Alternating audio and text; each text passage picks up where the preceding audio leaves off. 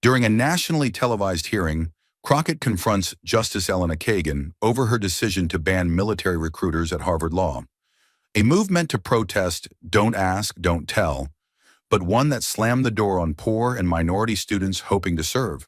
One woman fights for those erased by elite ideals. The other defends a principle that came with a hidden human cost. Now, as moral authority is put on trial, Capitol Hill becomes the battleground for who justice really serves. When ethics becomes selective, who gets sacrificed? Stay with us. This is a story worth every second of your time. It began like a tremor beneath the polished floors of the Capitol. Quiet whispers, eyes narrowing behind oak doors, phones lighting up with coded messages. Within 48 hours, those tremors became a quake. A federal subcommittee announced an emergency judicial ethics hearing, not to investigate a lobbyist, not a rogue judge from a district court, but a sitting justice of the United States Supreme Court. The subject? A question so volatile it hadn't been asked in over 3 decades. Had members of the Supreme Court used their positions to cement personal influence at elite universities and manipulate political narratives? What made it even more incendiary wasn't just who was being called, it was who was doing the questioning. Across every headline, the same name exploded: Jasmine Crockett. Young, sharp, unapologetically principled. The youngest member of the committee and the only one with direct experience challenging power in both courtrooms and Congress. Critics dismissed her as a performative pick. Pundits sneered she was a camera magnet in a room full of robes. But behind the scenes, it was clear. No one else had the tenacity, the memory, or the moral clarity to stand toe-to-toe with who was coming. The moment the subpoena hit, shockwaves rattled through every branch of government. Justice Elena Kagan, Harvard law icon, former Solicitor General, and widely considered the intellectual backbone of the liberal bloc, was summoned. Not for her opinions on Roe or Chevron, but for her time as Dean of Harvard Law, and whether she, like others, had used her academic station to build invisible power structures while masking them in legal theory. It would be the first time a Supreme Court justice was publicly questioned in Congress since 1989.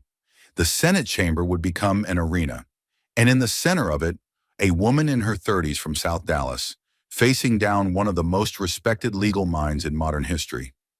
But just as the room began to settle into the formality of procedure, Jasmine Crockett shifted the air with a tone so calm it felt surgical, like the quiet right before a blade touches skin.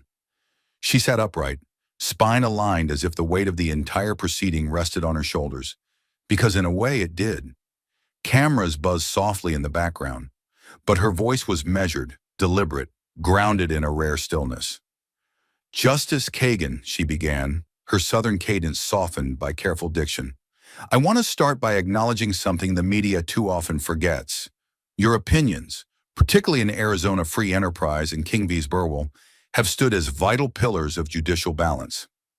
There was no sarcasm in her tone, just a cool, deliberate respect.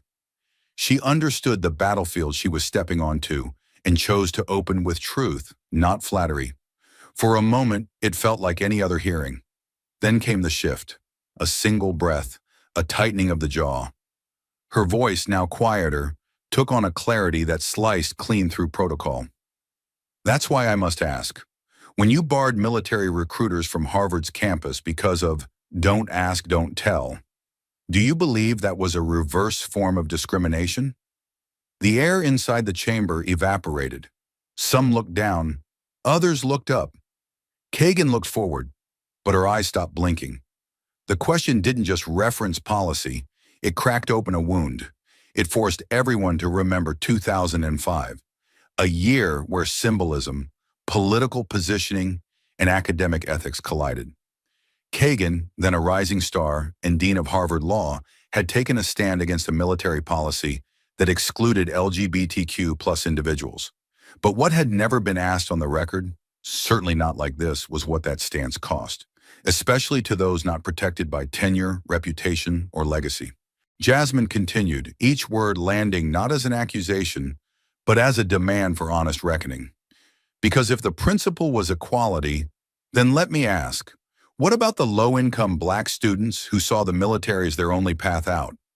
Was that not also a voice worth protecting? Her tone was steady, but it trembled with something more powerful than anger.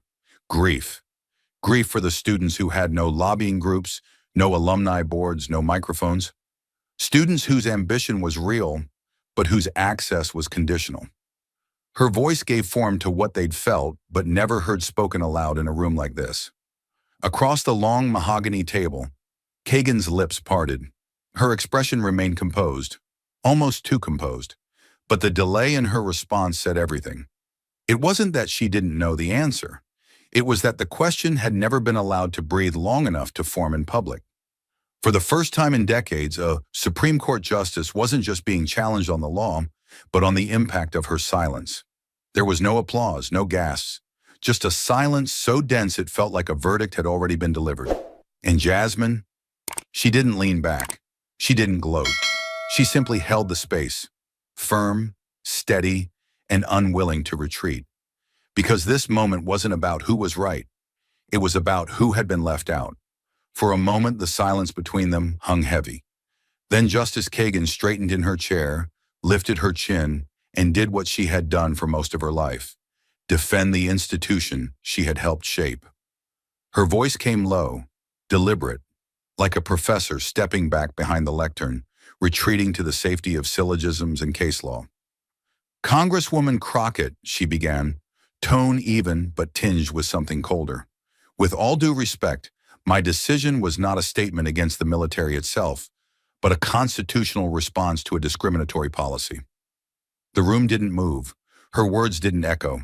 They landed, precise, hardened, measured for impact.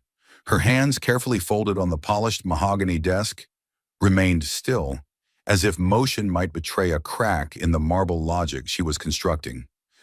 "I believed," she continued, eyes locked forward, "that as Dean of Harvard Law, it was my obligation to uphold the moral framework of the institution I represented. Don't ask, don't tell violated basic equal protection principles. It excluded brave Americans based solely on their identity. And Harvard, as a private institution, had both the right and the duty to resist that." She paused, not for effect, but for structure. This was legal scaffolding, brick by brick, article by article. "Academic freedom," she said firmly, "is a cornerstone of constitutional interpretation. The university was not obliged to endorse policies that ran counter to its own anti-discrimination codes. It was all there: the conviction, the citations, the carefully carved wall of precedent that had made Kagan a pillar of liberal jurisprudence. But outside that wall, outside that smooth, symmetrical defense, something else lingered: absence."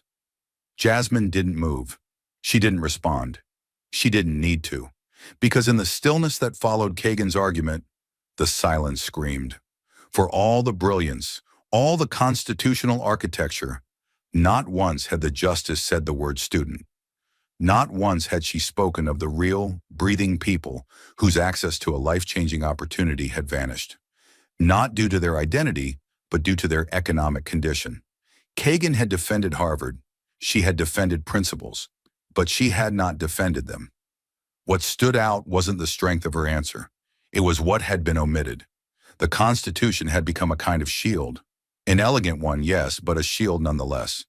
A way to insulate decisions that felt moral at the top from their human consequences at the bottom.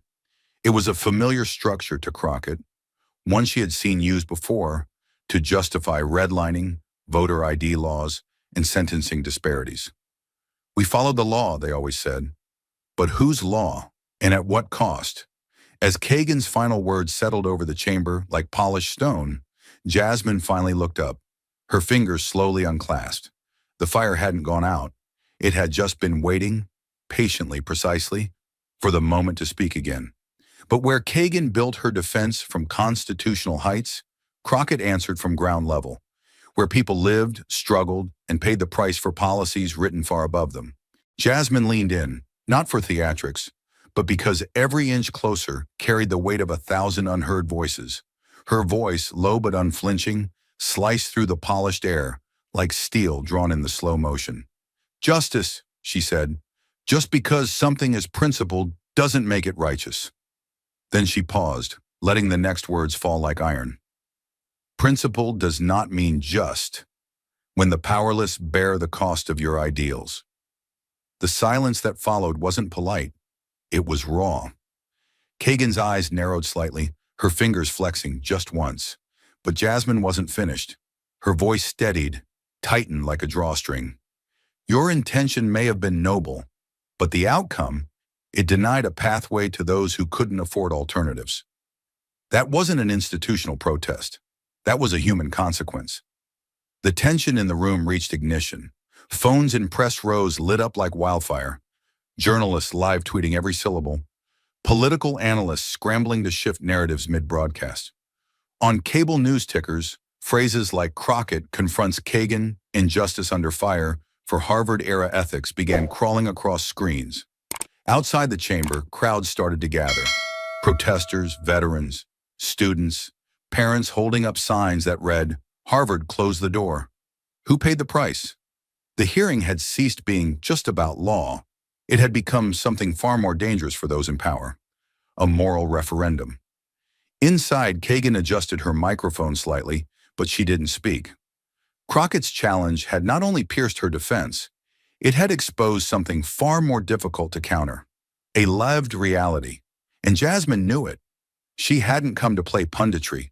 She had come to measure the distance between the ideals etched into marble and the pain carved into real lives. And in that moment, for all her age, all her rank, and all her robes, Kagan was the one on defense. But Crockett wasn't done, because principles without memory are just theory, and she came armed with receipts carved not in argument, but in lived experience. She didn't raise her voice. She didn't stand. She simply nodded once toward the technician behind her, and within seconds, the screen at the back of the hearing chamber flickered to life. The lights dimmed, not entirely, but just enough for the tension to sharpen. The grainy footage began rolling. Time-stamped October 2005, outside the steps of Harvard Law School. A group of students, mostly black and brown, stood clustered beneath umbrellas, their handwritten signs blurred by the drizzle. "We serve too," one read. Another said, "Don't cancel my future." Their voices were low, almost drowned out by the wind, but unmistakable in purpose. These weren't radicals, they were students, future lawyers, and they were pleading not for a political statement, but for a chance to access the same military recruiters offered to their wealthier, whiter peers at other schools. There was no shouting, no chants, just one voice from the video, shaking but firm, calling out, "We don't want to fight your culture war. We just want to serve." As the video faded, Crockett didn't look at Kagan. She simply tapped her tablet again, and this time, it was live. The screen filled with the face of a man in his early 40s. He sat at a modest kitchen table, clean but worn, a coffee mug beside him untouched. Gray traced his beard, but his eyes held steady. "I was one of them," he said. No introduction, no pause. "Harvard was a dream I could barely afford, and the Army was my way to keep it alive." His voice wasn't rehearsed. It carried the wear of truth, unpolished, unprotected. Then came the ban. Just like that, my ROTC scholarship vanished. I didn't get a round table. I didn't get to resist anything. He looked straight into the lens, like he was looking through the hearing room and into the soul of the system itself. "I wasn't trying to make a statement. I was trying to survive." A quiet swallowed the chamber. Every camera in the room locked onto the screen, but no one dared blink. Then came the words that shattered the last pretense of detachment. "I didn't choose politics. I chose to live. And Harvard chose for me." There was no reaction, only stillness. Kagan's lips pressed slightly together, her posture suddenly less composed. She didn't reach for her microphone. She didn't write a note. For the first time in the hearing, she looked unsure. Not because her logic had failed, but because her humanity had been cornered. Jasmine Crockett, sitting motionless across from her, didn't need to say a word. The man on the screen had already done what no congressional testimony could. He'd turned consequence into confession. The chairman shifted in his seat. His voice broke the silence, but barely. "Next question, Congresswoman Crockett." It was procedural, mechanical. Because in truth, everyone in that room understood. A question had already been answered. The video disappeared from the screen, but its presence lingered, like smoke after a fire that refused to die. You could feel it in the way the staffers stopped typing, in the way a camera operator slowly lowered his lens. The room hadn't just been moved, it had been shifted. And as the silence curdled into discomfort, Jasmine Crockett leaned forward again, not with aggression, but with the devastating patience of someone who knew exactly what she was about to do. She spoke quietly, but every syllable landed with precision. Back then, you didn't apologize. It wasn't a condemnation. It was a statement of record, undeniable and inescapable. Crockett's voice held no tremble. Her gaze didn't waver. She was no longer debating legal theory. She was holding a mirror and daring the justice to look. The tension wasn't just between two women anymore. It was between two versions of America, one built on polished precedent, the other on the fractured ground of those who were never asked to testify. Crockett didn't blink. So let me ask you plainly, Justice.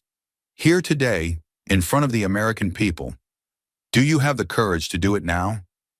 The question didn't shout. It pierced. Its power came not from volume, but from what it stripped away. The distance, the layers of abstraction, the comfortable shield of process. Kagan, who had handled senators, journalists, and law students with ease over a storied career, suddenly looked, as if for the first time, vulnerable. Her mouth parted slightly, her fingers shifted, but no words came, because the demand wasn't procedural, it was moral. And morality, unlike the law, doesn't wait for deliberation. Behind Jasmine, the stillness of the room took on a new density. People weren't just waiting to hear an answer. They were watching to see if the law itself, represented in flesh and fabric at that table, could admit it had ever gotten something wrong. Jasmine didn't need to elaborate. The question had already torn through the silence like thunder over dry land. This wasn't about punishment. It wasn't even about vindication. It was about whether power, when faced with pain it helped create, had the courage to say something simple. I'm sorry. But when the silence demanded an answer, Justice Kagan didn't meet it with humility. Instead, she reached for something colder, the safety of abstraction. She shifted in her seat, not dramatically, but just enough for trained eyes to recognize discomfort beneath decorum. Her posture remained composed, but her gaze momentarily dropped to the burnished surface of the hearing table, as if hoping to find a script carved into the grain. When she finally spoke, her voice carried the kind of poise that can only be cultivated over years behind lecture podiums and marble benches. This is not, she began deliberately, the forum to relitigate personal history or to cast judgment on decisions made under complex institutional pressures. Each word was carefully chosen, spoken not like a confession, but like a boundary. The cadence was practiced, the reasoning neat, measured for elegance rather than emotional weight.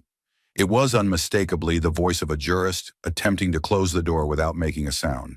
But Jasmine Crockett had come for the sound. She had come to make sure the door didn't close, not without the country hearing what was behind it. The Congresswoman sat perfectly still, her hands folded atop the file before her. Her silence didn't signal hesitation, it signaled focus. She let Kagan's words settle in the room like a soft fog, then pushed through it with the precision of a surgeon. But this is exactly the place to examine impact and to measure integrity. No theatrics, no raised voice, just a line sharpened by truth. One that cut through centuries of excuses dressed in constitutional language. One that rejected the comforting myth that intentions could ever be separated from consequences. Kagan looked back at her, eyes narrowing not in anger, but in recognition. Crockett had pierced through the procedural shell, and now the questions weren't about abstract legal theory. They were about people, about lives disrupted, dreams deferred, and doors shut under the weight of principled policy. The irony was almost unbearable. A decision made to protest exclusion had ended up excluding the very people most desperate for inclusion. And Crockett wouldn't let that be tidied away. The chamber fell into a thick, breathless silence. You could hear the distant hum of the overhead lights, the quiet rustling of paper as an aide shifted nervously behind the dais. The audience, which had been holding back whispers and coughs, now leaned into the quiet, because they sensed that something more than an argument was unfolding. This was a reckoning. Jasmine's gaze never left Kagan. Her tone remained steady, but underneath it pulsed something deeper, something that lived far beyond that room, the long memory of those who'd been denied opportunity and then told politely that it was nobody's fault, that it was just how systems worked, that Harvard had its reasons, that the courts had their rules, that some injustices were just the price of progress. Crockett's presence, her very existence in that chair, was a challenge to every version of that lie. And then, as if on cue, the system pushed back. A voice rang out from the far side of the room, loud, impatient, indignant. A congressman from the hard right flank of the committee slammed his palm against the desk, leaning forward like a man who'd been waiting to break the spell. "This is a show trial," he shouted, his voice booming off the paneled walls. "This committee's turning into a soapbox for leftist guilt trips." His words were more than outrage. They were desperation, an attempt to reclaim control of a narrative that was slipping away. His face was flushed, his gestures exaggerated for the cameras now circling the hearing, like vultures over fresh movement. Jasmine didn't move. She didn't blink. She didn't even glance his way. Her silence was louder than his outrage, and far more cutting, because she knew what was happening. This was fear, masked as fury. Fear that her calm had exposed something that could not be unspoken. Fear that moral clarity, when spoken by a black woman in a seat of power, could unravel decades of protective mythologies. The chairman, clearly irritated by the outburst, brought the gavel down with a sharp, deliberate crack that rang like a warning shot. "Order," he said, voice stern. "This is a hearing, not a circus. Sit down or be removed." The congressman scowled but obeyed, retreating back into his chair with the sullen energy of a man who'd lost the room. And he had, because for all the noise, all the posturing, the truth had already landed, and Jasmine hadn't raised her voice once. Kagan sat frozen, not in panic, but in something harder to name, a reckoning with unfinished responsibility. She had evoked complexity. She had pleaded institutional nuance, but Crockett had answered with something far more dangerous to power: clarity. And now clarity had cornered the conversation, not with vengeance, not with outrage, but with this unyielding fact. A choice was made, a cost was paid, and the person who paid it wasn't in the room when the decision was made. But just when the silence became unbearable, when neither apology nor denial filled the void, Jasmine Crockett reached for something no theory could outmaneuver: the record. The chamber darkened again, not by dimmed lights, but by the sudden shift in tone, the kind of tension that only comes when truth stops being philosophical and starts being documented. Jasmine tapped the tablet beside her with clinical finality.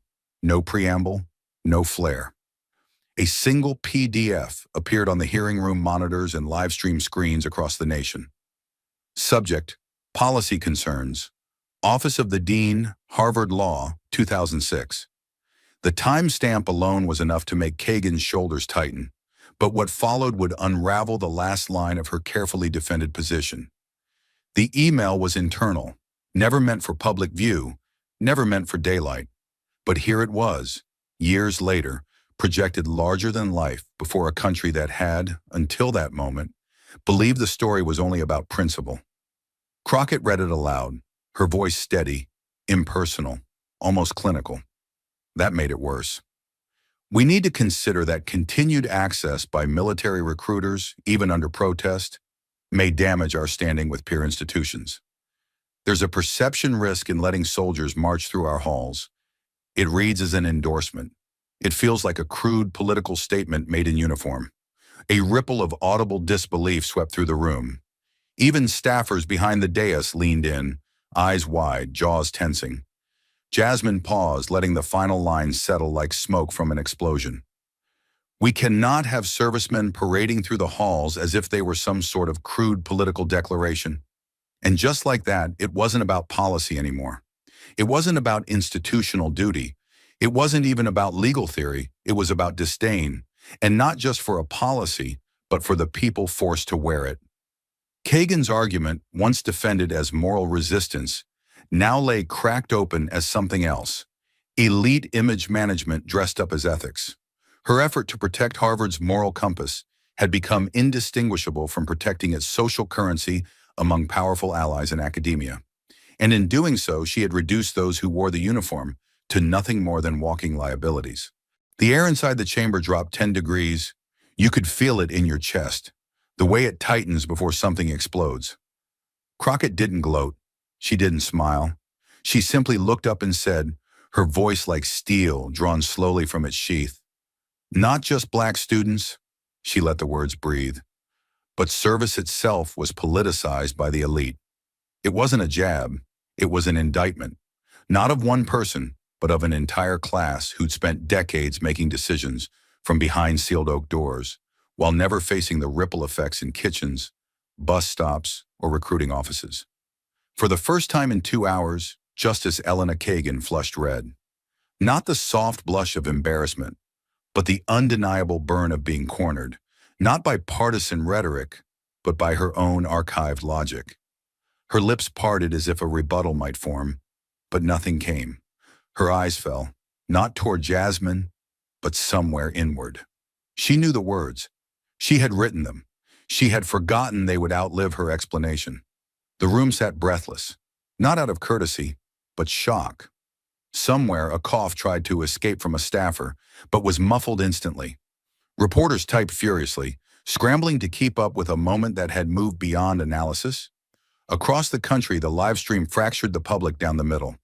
On Twitter, hashtags exploded: crude declaration, academic arrogance, who gets to serve justice versus judgment. Cable news anchors began talking over each other. Talk radio lit up with veterans calling in, their voices raw. "I didn't serve to be a prop," one said, "and I sure as hell didn't bleed so someone could call me a political inconvenience." Another, more subdued voice, choked but resolute, said, "I lost my scholarship in 2006. I remember that email." Not the words, but the tone. It always felt like we were an embarrassment they were trying to clean off the carpet. Meanwhile, in the chamber, Kagan remained frozen. The architecture of her defense, academic freedom, institutional conscience, constitutional loyalty, lay in ruins before the simple, brutal clarity of what her words had revealed: that protecting Harvard's reputation had come at the cost of human dignity. The very people she'd claimed to protect by protesting, "Don't ask, don't tell," had never been allowed into the equation in the first place. They weren't just collateral, they were invisible. Crockett didn't move. She had no need to speak further. Sometimes silence isn't surrender, it's sentencing. And in that silence, Kagan sat alone, surrounded not by critics, but by her own paper trail. Every sentence she'd written in that email now read differently. Every justification she'd built now felt more like a veil than a shield. Outside the Capitol, veterans gathered, some angry, some silent, all watching. Inside, the chairman of the hearing gave a glance that wasn't just procedural. It was personal. His father had served. So had his brother. And now even he looked shaken. The real question had changed. It was no longer, did Kagan mean well? It had become, at what point does intent collapse beneath consequence? In that moment, Jasmine Crockett didn't just win an argument. She unveiled a paradigm. She didn't tear down a person. She revealed a pattern, the way elite morality often conceals elitist control, the way resistance, when selective, can become its own form of oppression, the way words matter, not because they're elegant, but because they echo long after power forgets them. And Kagan, still silent, still flushed, still caught between past ambition and present consequence, had no rebuttal, because this time, the judgment wasn't hers to deliver. It was already being rendered by a nation that had just watched the robe slip. For a moment, it seemed Justice Kagan might remain silent, until she lifted her eyes, sharpened her tone, and responded not with regret, but with defiance. Her voice came not from the bench, but from somewhere deeper, older, worn not by years, but by convictions carved in decades of battle within elite institutions. "I do not apologize for trying to protect the gay and lesbian students who were being excluded." The words rang across the chamber, tight and forceful. It wasn't a performance. It was an assertion. Not of innocence, but of moral clarity. Her shoulders squared slightly as if drawing from the same posture she had used years ago, defending the right to protest with the weight of Harvard law behind her. What I did, she continued, I did because exclusion was being codified, and I refused to let my school be part of that injustice. For a beat, even the cameras hesitated. A nation leaned forward, some to cheer, some to clench fists, because for all her distance, all her institutional polish, there was no denying the sincerity in Kagan's voice. She had made that choice not to posture, but to protect. And yet the fire in her voice only made the next moment more painful. Jasmine Crockett didn't interrupt. She waited, let the words settle. Then she nodded, not with approval, but with recognition. You did the right thing, just not for everyone. Her voice, quieter now, carried something heavier than challenge. Grief. Because what she said next wasn't a rebuttal. It was a mirror. A reminder that justice, when it only shields some, leaves others bleeding beneath it. You defended one community by closing the door on another. No one's questioning your heart, Justice, but hearts don't erase harm. There it was. Two women, two truths, two wounds, both real. One forged in the Ivy halls where identity was erased in silence. The other born in neighborhoods where uniforms were the only scholarship application that didn't ask for legacy or donations. And now in this hearing, they stood on opposite sides of a line neither of them had drawn, but both had learned to survive. The tension in the chamber stopped being political. It became generational. Two versions of courage were colliding, one shaped by faculty lounges and social policy memos, the other by court dockets and concrete. Kagan represented a world where battles were fought with language, precedent, and access. Crockett came from a world where people fought just to be seen at all. Outside, headlines began to fragment the moment. Kagan holds line on moral ground. Crockett calls out partial justice. Who gets to be protected? But inside, the next sentence brought the clash to a boil. Crockett didn't blink. She didn't soften. She knew where this was headed, and she aimed her words like a scalpel. Then let me ask you this. Do you support legislation that would require the United States Supreme Court to adopt a binding code of ethics? There it was, a question that couldn't hide behind history or Harvard or heroism. Because in that moment, the issue wasn't just what had happened, it was what came next. Accountability, transparency, standards, not just for her, for all of them. The chamber flinched. You could feel it, like a collective intake of breath that no one wanted to release too loudly. Because everyone in that room knew what the question meant. It was no longer about a single decision or an email or a long-forgotten memo. This was systemic. This was Crockett, pulling the conversation out of memory and into law. Kagan sat still, her face unreadable. But the pause was long, measured. Behind her, aides shifted nervously.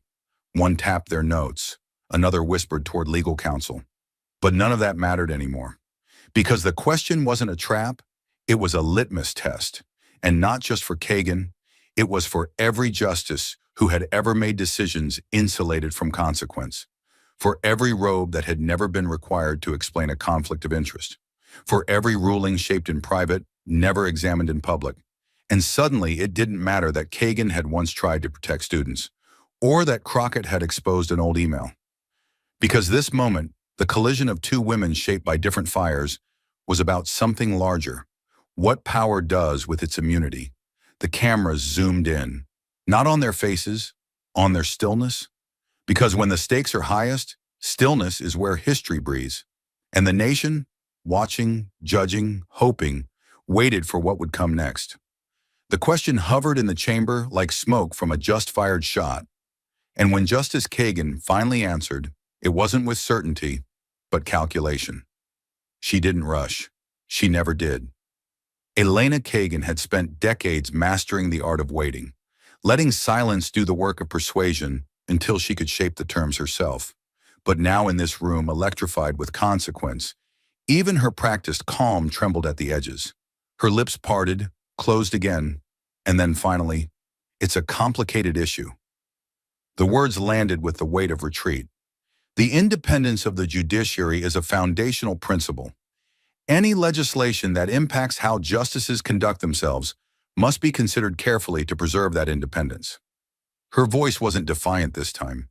It was measured, but not in the way a surgeon measures distance.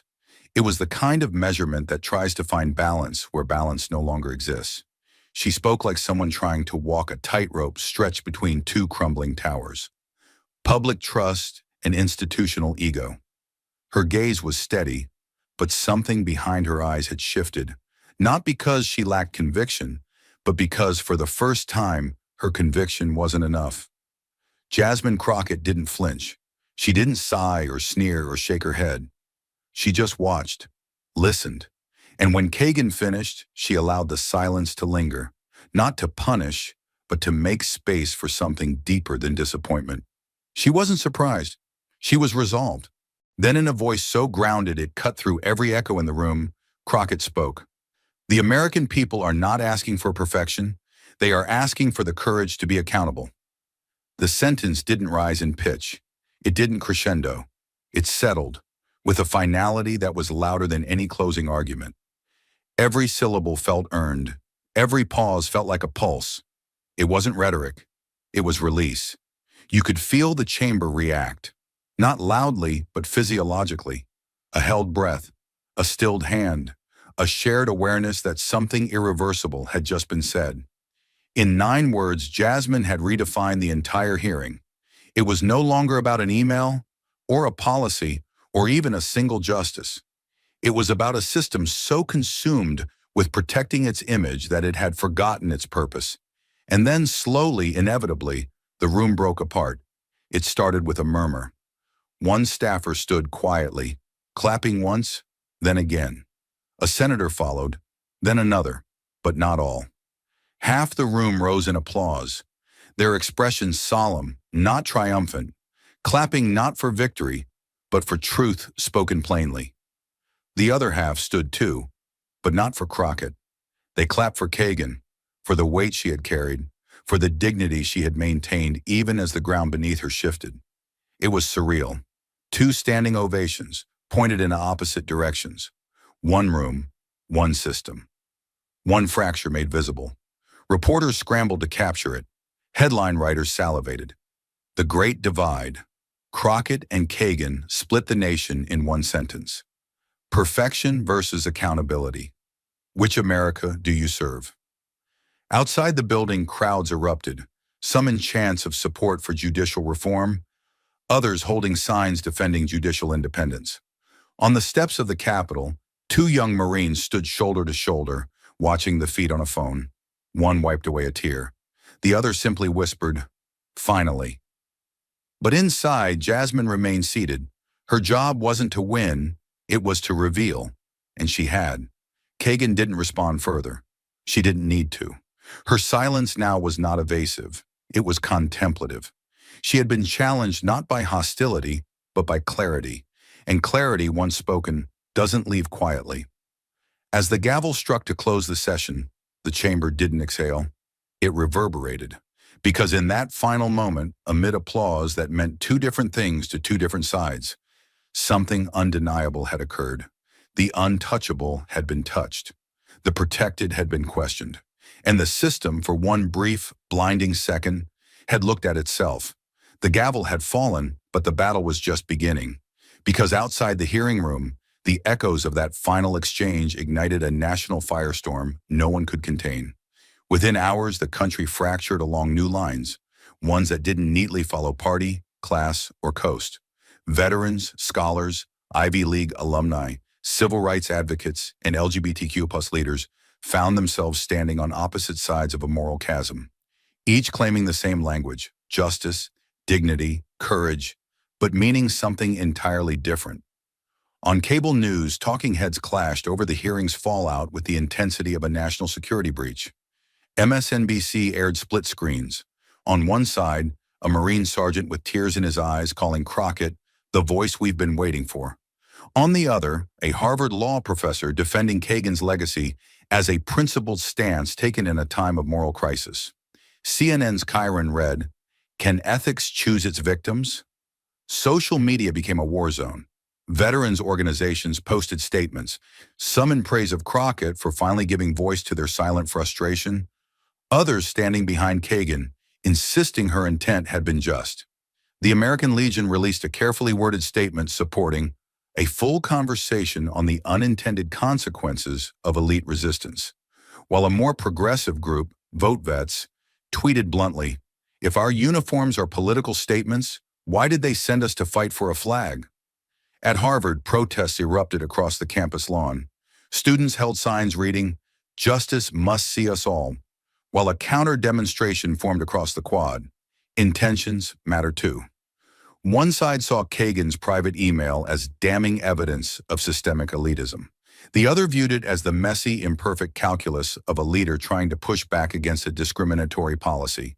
And caught between them stood the administration, tight-lipped, hedging statements, unsure which version of righteousness would survive the decade. Even within the LQB plus community, fault lines emerged. Activists who had long praised Kagan's courage found themselves questioned by queer veterans who felt unseen. On a viral live stream, a gay former Navy corpsman named Ricardo Vélez broke down in front of a crowd of thousands. "I'm proud of what she tried to do," he said, "but I'm tired of being part of someone else's protest. I served. I bled. I don't want to be a pawn in anyone's politics, not even progressive ones." His words echoed across communities, complicating the narrative that had once been simple. Who was the oppressor and who was the oppressed? Academic circles lit up like wildfire. Law review articles were drafted overnight, attempting to dissect the constitutional ramifications of Crockett's proposal for an ethics code. Some hailed it as a necessary recalibration of judicial authority. Others warned it would politicize the court irreparably. But for the first time in decades, the Supreme Court itself was on trial, not in law, but in the court of public trust. Meanwhile, Jasmine Crockett became both lightning rod and lighthouse. She appeared on PBS, calm and composed, reiterating her message. This was never about one email. It was about how power justifies impact through language and who gets erased in that calculation. Her words were clipped, reshared, and quoted from morning shows to podcasts. On The Daily, host Michael Barbaro asked, "Has the age of judicial untouchability finally ended?" And from the floor of the House, a Republican lawmaker fumed that Crockett had single-handedly shattered the last institution Americans still trusted. But behind the headlines, the personal cost was real. Crockett's office received threats. Staffers were forced to reroute routines. Protesters gathered outside her Texas district office, some waving flags in support, others shouting her name like a curse. And yet she never flinched. In a moment captured by a local reporter, she was seen leaving the building after midnight, briefcase in one hand, a folded American flag, gifted by a veteran who had watched the hearing, in the other. Still, the deepest shockwaves weren't on television or Twitter. They were in living rooms, school campuses, and base housing across the country.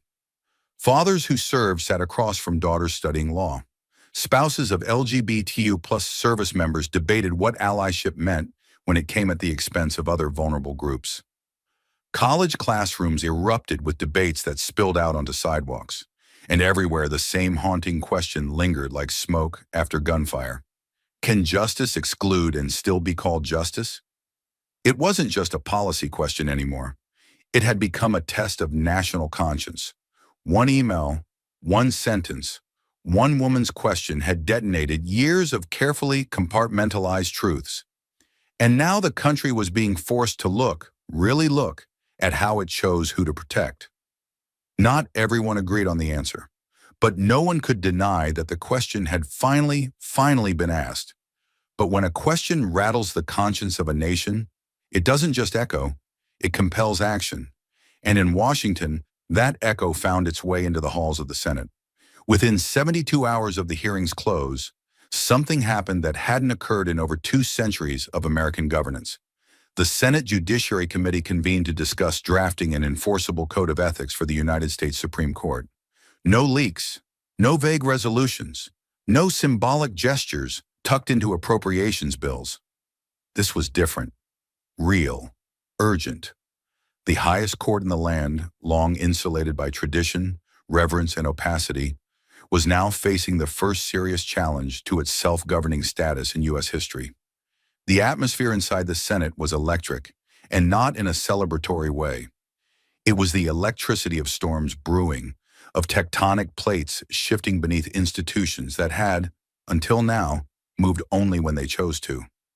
Cameras weren't just outside the hearing room. They were embedded in every hallway, every elevator, every Senate briefing room. Journalists whispered like intelligence agents. Lobbyists swarmed in silence. Allies became cautious. And behind it all was a single demand, now impossible to ignore. If every judge in America is bound by a code, why not the 9 who wield the greatest power? The proposed legislation moved faster than anyone expected. Staffers burned through legal precedent in comparative judicial systems from around the world. France, Canada, Israel, nations where even constitutional courts had mandatory ethical frameworks. Draft titles appeared on C-SPAN screens: the Supreme Court Transparency and Accountability Act, the Judicial Integrity Code of 2025, Crockett Klobuchar, Amendment, Section 3, Disclosures and Recusals Mandate. And through every draft, one name sat at the top of the movement like a lightning rod: Jasmine Crockett. Her words, "People aren't asking for perfection, they're asking for courage to be accountable," had become more than a quote. They were now the preamble of a revolution in judicial ethics. But behind the legislative theater, tensions cracked through the political foundation like pressure beneath marble. Opponents of the bill framed it as an assault on judicial independence. Senate Minority Leader James Redfield went live on FOX News, face stern, voice like gravel. "What Representative Crockett is proposing," he warned, "is a politicization of the Supreme Court so extreme it would make Madison weep in his grave." His words were clipped and calibrated, but they couldn't erase the fact that polling numbers were shifting fast. A recent Pew survey showed 67% of Americans now supported mandatory ethical oversight for Supreme Court justices. Even among conservatives, the number was over 50%. Back in the Judiciary Committee room, the hearings turned volatile. Senators clashed with scholars. Legal experts clashed with clerks. Witnesses from across the ideological spectrum testified, some in robes, others in fatigues. One retired Army colonel, now a Harvard Law alum, delivered the line that broke the room wide open. "The people I served with bled for rules. You want to tell me the people in robes shouldn't live by any?" It wasn't just dramatic, it was undeniable. Still, resistance came hard and fast. Anonymous op-eds flooded the Wall Street Journal, claiming the legislation would open floodgates for political vendettas.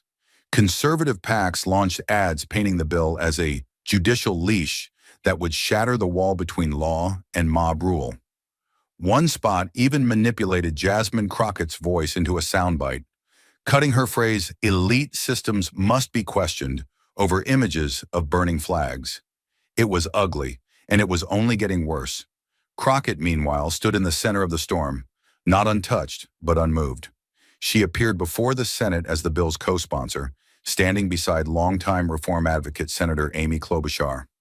Dressed in navy blue, voice calm, she addressed the room not as a firebrand, but as a witness. "This is not revenge," she said. "It is responsibility. This is not about left or right. It's about whether we believe that power should be protected or examined." Her presence froze the chamber. For once there were no phones, no coughs, no rustling papers. Just the quiet, reverent sound of a body politic holding its breath. And then something no one expected happened. A Republican senator, veteran, former judge, lifelong skeptic of judicial reform, stood and said, "She's right." The quote made every network. The markets wobbled. Judicial insiders panicked. But the public rallied. It wasn't just about one law. It was about one question that had gone unanswered for too long. When the law looks into the mirror, who decides if it still recognizes itself? Across the country, law students marched. Retired judges wrote open letters. Military veterans posted videos online, saluting and saying, "Justice has no rank, but it should have rules." The ground was moving, not fast, but undeniably. For the first time in American history, the Supreme Court's greatest shield, the myth of moral infallibility, had been pierced not by scandal, but by truth calmly spoken under oath. And as the final draft of the ethics bill was read aloud in the Senate subcommittee room, no one missed the detail printed quietly at the bottom. Inspired by testimony delivered on March 3, 2025. Committee hearing, Crockett versus Kagan. The law was changing, and it had a name. But even as legislation advanced and the country erupted in debate, one voice had remained notably absent until Justice Elena Kagan finally stepped forward and with just 7 words reignited the fire. It came not from a press conference nor a Senate floor, but in a carefully orchestrated moment inside the East Reading Room of the Supreme Court, a rare, almost sacred space where justices rarely speak and never about themselves. But this time, under the silent gaze of oil-painted predecessors and with the weight of an institution pressed upon her shoulders, Justice Kagan delivered a statement the nation had been waiting for. Her voice was low, devoid of defiance, but neither was it apologetic. "I don't regret what I did, but I hear you." 7 words, not an admission, not a reversal, but not a dismissal either. The line struck the air with a strange softness, measured, careful, unmistakably designed to both acknowledge and contain. "I don't regret, but I hear you."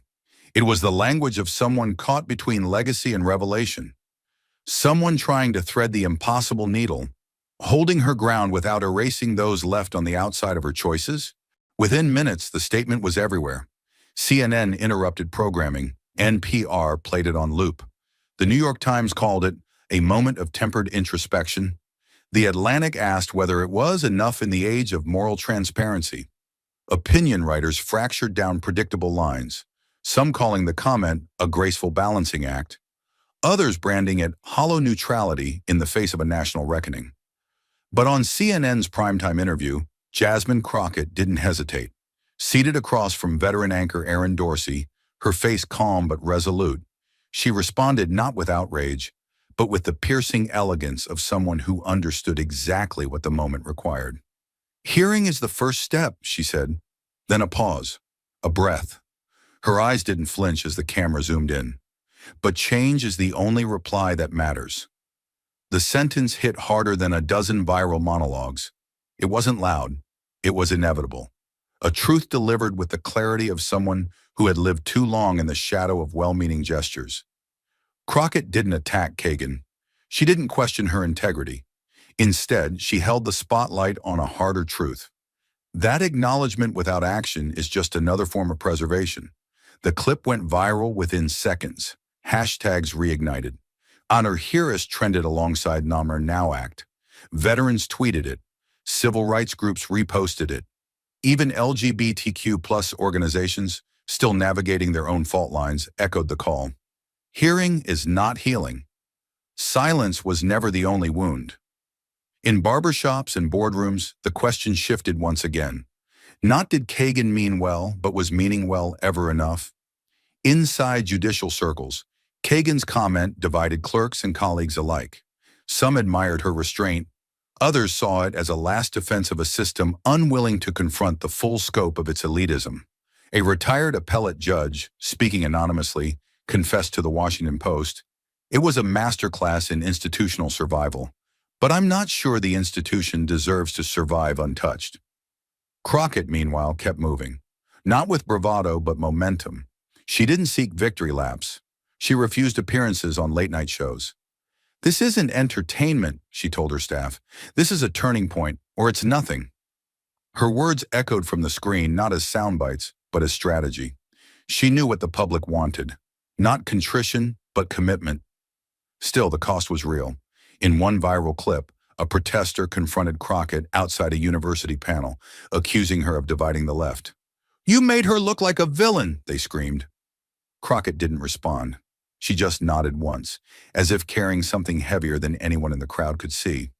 Because she wasn't dividing the movement. She was revealing its blind spots. And across the nation, people began facing hard truths. Truths about how institutions protect ideals while ignoring casualties, about how progress is too often defined by who gets to speak, not who gets heard. Conversations that had long been hushed in faculty lounges and VFW halls now erupted across dinner tables and online threads. And through it all, those 7 words from Kagan hung in the air like unfinished poetry. I don't regret, but I hear you. And Jasmine's reply, steady and searing, had become the line that followed it forever. Hearing is the first step, but change is the only reply that matters. 2 sentences, 1 moment, a nation holding its breath to see which would echo louder. But time, like truth, has a rhythm of its own. And as the months passed, the tremors of one hearing rippled outward, reshaping the very ground American justice stood on. 1 year later, the marble columns of Capitol Hill bore witness to something unseen in 2 centuries of judicial history. A binding, bipartisan law passed with full Senate approval, forcing the United States Supreme Court to operate under a formal code of ethics. No longer could justices shield financial entanglements under vague disclosures. No longer could trips, gifts, private speaking engagements, or university affiliations be brushed aside as ceremonial. Every financial tie, every educational arrangement, every potential conflict of interest now had to be declared, logged, and made visible to the American people. The bill, named the Judicial Accountability and Transparency Act of 2026, passed in a 67-33 vote, barely filibuster-proof, yet undeniable in its mandate. The final roll call was televised live to 8.6 million viewers. Veterans stood in salute outside courthouses from Atlanta to Seattle. Law students watched from lecture halls, erupting in cheers not for political victory, but for the restoration of something more fundamental: trust. And as the Speaker of the House signed the bill beneath a portrait of Thurgood Marshall, the room didn't celebrate. It exhaled. Because for once, the people had pushed the system to look inward, and the system had blinked. Inside the chamber, Jasmine Crockett was present, but seated quietly, away from cameras, away from podiums. She had turned down interviews that day. She didn't walk the carpeted steps to the press gallery. She had no desire to turn the law into a spotlight. Her team had urged her to consider the next move. Senate buzz was growing louder. "You have the votes," they said. "You've become the conscience of the Hill." Her inbox was flooded with endorsements. Op-eds titled "Senator Crockett" appeared in every major outlet. But she declined. With just 3 sentences, she ended the speculation. "I'm not here to rise, I'm here to hold the line. We don't need more ambition in the upper chamber. We need someone standing guard where the people still walk." She chose to stay in the House of Representatives, the place closest to the people. She turned down a promotion in order to remain what she called the last check on unchecked power. Her office stayed open late, her staff the same. In private, she told them, "Let others debate legacy. I'll worry about impact." And that, perhaps more than any law, became the shift. She didn't chase the title. She became something rarer, a symbol that did not seek the crown, but the mirror. Meanwhile, Justice Elena Kagan remained on the court, her robes intact, her gavel untouched. But something beneath the surface had changed. Where once she spoke freely at legal forums and academic panels, now she declined invitations. Her public remarks grew sparse, her writing tighter. She gave no commencement speeches that spring. For the first time in her tenure, she withdrew from the Aspen Ideas Festival without explanation. Those close to her said she had become more inward. Clerks noticed her pacing more before oral arguments. Her questions on the bench still carried precision, but less flourish. No editorials, no interviews. Not silence from shame, but from introspection. Because whether she admitted it or not, Crockett had carved a space in her conscience, and it had changed the way Kagan saw her legacy. Not as a monument, but as a mosaic, now missing pieces she had never known she'd left behind. They never became friends. They never hugged for cameras or posed for unity. But they did something far more radical. They forced each other to look inward, and in doing so, they forced a nation to do the same. Across America, new conversations began, not on Capitol floors, but in kitchens, classrooms, churches, and veteran halls. Harvard Law revised its recruitment policy language to acknowledge past exclusions rooted in reputation over representation. The Department of Justice created a rotating ethics board for federal appointments modeled after Crockett's proposal. Law schools began offering full credit coursework on institutional accountability and legal bias, not performatively, systemically. But beyond policy shifts and think pieces, the most profound change was cultural. The myth of infallibility had cracked, and what replaced it was something closer to truth. It wasn't cleaner, it wasn't easier, but it was real. Crockett walked through the Capitol one evening as dusk fell over the rotunda. She passed staffers she didn't know. Some nodded, some stopped her. One young intern, a first-generation law student, held out a copy of the Code of Ethics and asked her to sign it. Crockett paused, smiled, and instead wrote, "Accountability isn't something we demand. It's something we live." Outside, lightning flared over the horizon, casting sharp silhouettes against the dome. The storm hadn't passed. It had just begun to move through the right places. And as two women returned to their lives, one cloaked in quiet robes, the other holding the line in a crowded house chamber, America did not forget them. Not as rivals, not as ideologues, but as two reflections of a country still learning how to define justice, not by who it serves, but by who it refuses to ignore. And as the echoes of reform settled into the bones of the system, what remained wasn't the clash between Crockett and Kagan. It was the space they carved for a deeper question. What does justice mean when it forgets the people it was built to protect? Justice, we are taught, is blind. But blindness, when left unexamined, can become indifference. And in the hollow between Kagan's silence and Crockett's demand, America was forced to confront a truth more uncomfortable than corruption or partisanship, that even the purest intentions, when carried out from towers too high, can crush those struggling below. It wasn't malice that had locked the doors on opportunity. It was the subtle, insidious belief that some costs were acceptable, as long as they belonged to someone else. Crockett never asked the court to crumble. She never called for resignation. What she demanded was far more dangerous: clarity. She demanded that those in power look at the trail of damage left by decisions they swore were noble. She demanded that dignity no longer be selective, that moral conviction be measured not by how high it stood, but by who it bent down to lift. Her fight wasn't against one woman. It was against a system that had learned to confuse intellectual distance with ethical high ground. She had stepped into that hearing knowing exactly what it would cost: the backlash, the character attacks, the accusations of dividing progressives or exploiting service. But she bore it with the precision of someone raised to understand that truth, spoken plainly, always comes at a price. What she stood for was not perfection, it was moral courage. And moral courage is lonely. It doesn't win popularity contests, it wins clarity. The lesson she left in that room and in the hearts of millions wasn't about law. It was about responsibility, the kind that doesn't get applause, the kind that shows up when the cameras are off and the victims can't vote. She reminded America that ethical leadership is not measured by how eloquently someone defends their record, but by how quickly they acknowledge who got left behind in the process. And what about Kagan? She did not fall. She did not shatter, but she changed. And that change, quiet, cautious, incomplete, was itself a moral teaching. It showed that even the most revered figures can still be students of consequence, that being brilliant does not shield anyone from the responsibility to listen, and that silence, when held too long, becomes a wall. But sometimes even the act of hearing begins to carve a door.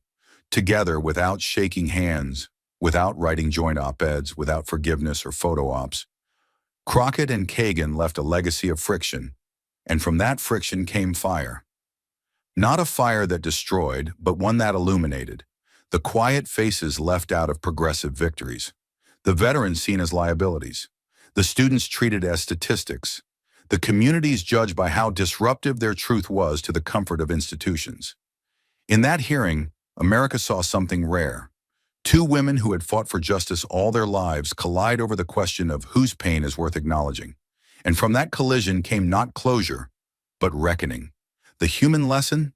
It is this: justice without self-reflection is just ritual. Power without accountability is just performance. And silence, when worn like armor, eventually cuts the people it's meant to protect. Crockett reminded us that the role of a public servant is not to ascend, but to hold the door open from below, that no title, no robe, no tenure should ever excuse someone from asking, "Who did we forget?" She reminded us that courage isn't in the strike. It's in the stillness afterward, when you look at the damage and ask if you could have done better. And Kagan? She taught a different lesson, just as vital, that it's not weakness to be questioned, that even the mightiest have blind spots, and that integrity is not the refusal to change, but the willingness to sit in discomfort long enough to grow. In classrooms now, they teach that hearing. In law schools, they dissect the exchange not as a political showdown, but as a moral turning point. Professors quote, "Not the rulings, but the questions." And in military academies, cadets read Crockett's line, "People don't ask for perfection. They ask for the courage to be accountable," and write essays on what it means to wear a uniform and be seen as more than a symbol. That is the measure of what was won, not a vote, not a law, not a name on a bill, but a shift in national vocabulary. We no longer ask, "Was it constitutional?" We now ask, "Was it just?" We no longer ask, "Was it defensible?" We now ask, "Who did it defend?"